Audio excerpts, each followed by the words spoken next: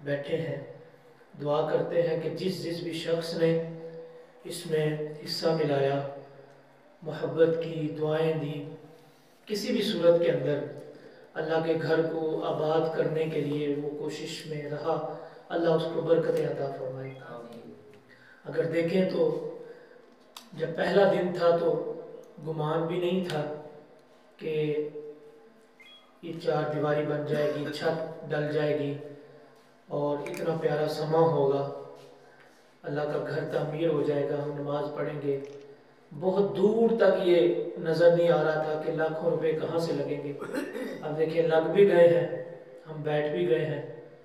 اور الحمدللہ اللہ پاک برکت عطا فرمائے۔ یہاں پر ایک حدیث پاک عرض کروں، نبی مکرم صلی اللہ تعالیٰ علیہ وسلم کا فرمان ہے، جس نے ایک گھونسلے کے برابر، حالانکہ گھونسلہ جو ہوتا ہے نا چڑیا کا، پرندوں کا، چھوٹا سا ہوتا ہے، ایک گھونسلے کے برابر مسجد بنائی، کل قیامت میں اللہ پاک اس کو جنت میں بہت بڑا محل عطا فرمائے گا۔ نہیں پتہ یہ چلا کہ گھونسلے کے برابر، حالانکہ مسجد ہوتی نہیں، لیکن حضور نے ایک اعزازی طور پر فرمایا کہ چھوٹی سی بھی اگر مسجد بنا دی، یعنی تھوڑا سا بھی تعاون کر دیا، ایک اینٹ بھی لگا دی، ایک اینٹ بھی لگا دی، تو اللہ اس اینٹ کا بھی صلہ کل قیامت میں جنت میں محل کی صورت میں عطا فرمائے گا۔ کبھی آزما کر دیکھ لیں، کبھی آزما کر دیکھ لیں کہ ایک لمحے کے اندر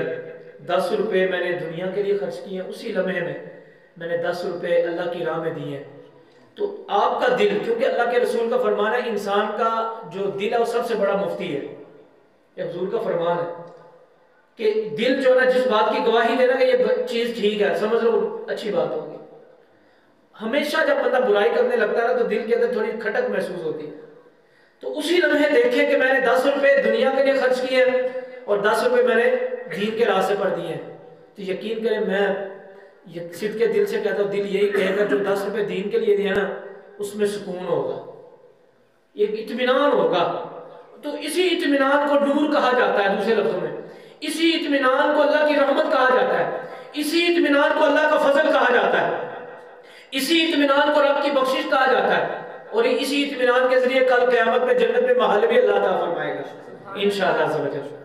اس لیے آج جامعہ مسجد رحمت للعالمین بڑا خوبصورت نام ہے، انشاءاللہ آج مسجد بنی ہے، ان قریب انشاءاللہ آپ دیکھیں گے کہ یہاں پر درس نظامی کی، حفظ و ناظرہ کی کلاسیں بھی ہوں گی انشاءاللہ تبارک اللہ، رونق لگے گی انشاءاللہ۔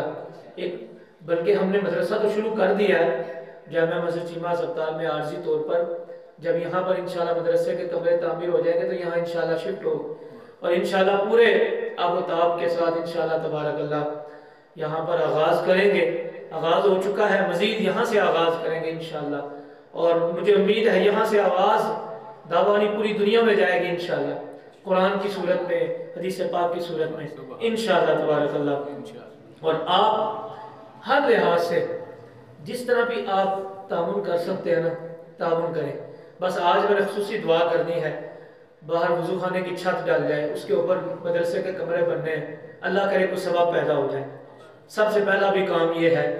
تاکہ گرمی کا موسم ہے، وضو کرنے میں آسانی رہے، گرمی میں وضو کرنا مشکل ہوگا،